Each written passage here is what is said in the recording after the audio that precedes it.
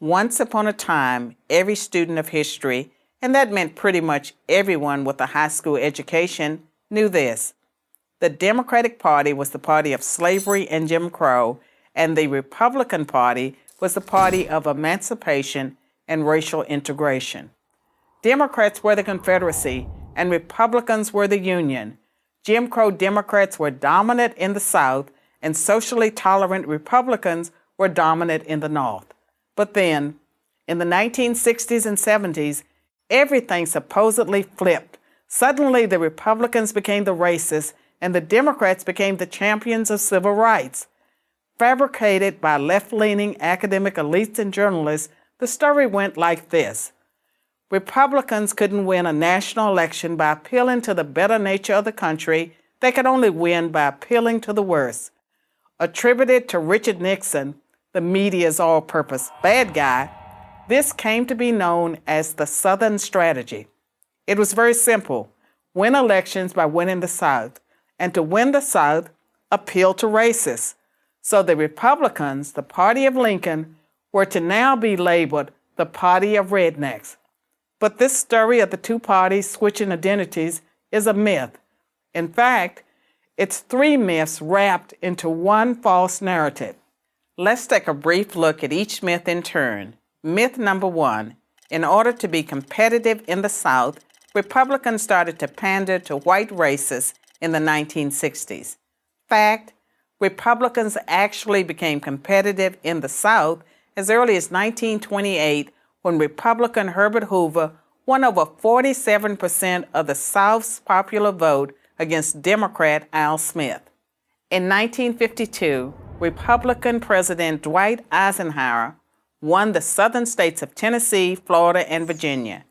And in 1956, he picked up Louisiana, Kentucky, and West Virginia too. And that was after he supported the Supreme Court decision in Brown versus Board of Education that desegregated public schools, and after he sent the 101st Airborne to Little Rock Central High School to enforce integration. Myth number two, Southern Democrats, angry with the Civil Rights Act of 1964, switched parties.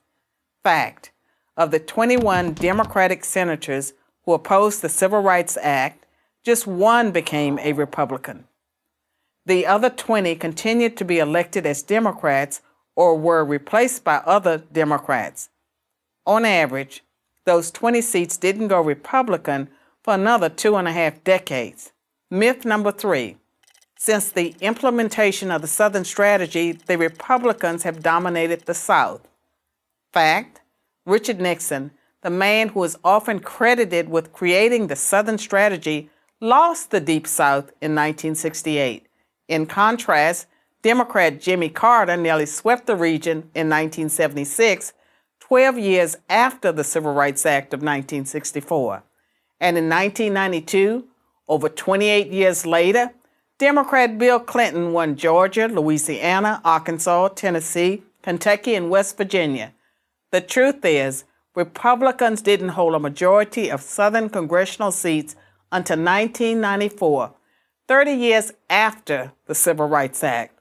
As Kevin Williamson of National Review writes, if Southern rednecks ditched the Democrats because of a civil rights law passed in 1964, it is strange that they waited until the late 1980s and early 1990s to do so. They say things move slower in the South, but not that slow. So what really happened? Why does the South now vote overwhelmingly Republican? Because the South itself has changed. Its values have changed. The racism that once defined it doesn't anymore. Its values today are conservative ones, pro-life, pro-gun, and pro-small government. And here's the proof. Southern whites are far more likely to vote for a black conservative like Senator Tim Scott of South Carolina than a white liberal. In short, history has moved on. Like other regions of the country, the South votes values, not skin color.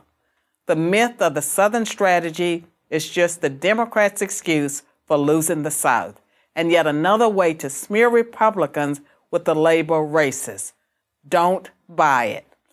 I'm Carol Swain, Professor of Political Science and Law at Vanderbilt University for Prager University.